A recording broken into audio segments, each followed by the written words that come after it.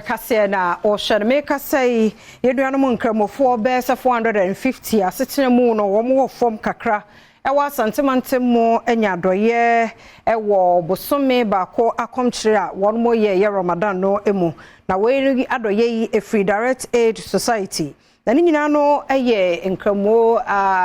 mia awodo ya womo eni nioma no womo esufre ya ene womanya bie anwa emo nioma awodo bebre ena akeka bomo ye dia mani paduanan 450 no Adom TV Kasee etwaso Bosumi ni da etosudu ena muslimifo ehye wo akire wiase sabre eye bra muslimifo eda odo ene timobrodi ede kire mubrofo titiru a wo wiase esan ahokyere kumabo akoto eto anwapra dada so enti eduru sabre ya na mu ayedin ede amasabe won ma wonsa enso wo akire adwade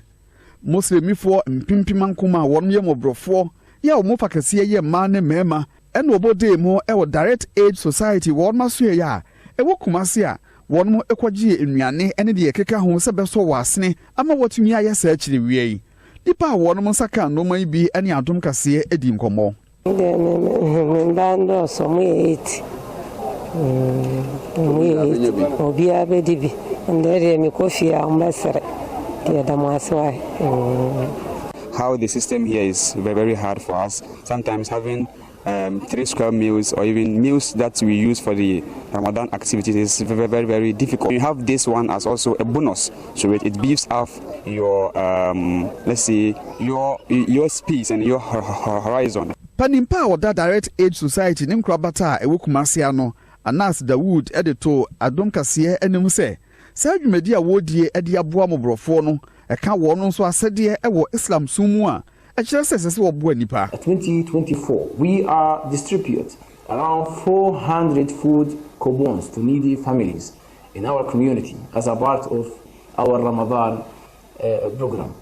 So we are praying to Allah to help us, support us, to can do more and more for these communities. And we are praying to Allah to help and support all the donors which they help us to do all these programs. Direct Aid Society eye kuo bi a enye aban dia nanso ehye aban se a ewo ebibire mama hodo aga na hanso odwumadi no wode bepie ha wo mfiempin no ene baako mu woso enkurotu ahodo pa wo ho a wo hu asene mu asene ema won madugye bia clinics afa ensupa boreholes a wotutudi ema wo mo ene suku adan so osisi bi edipi won mo so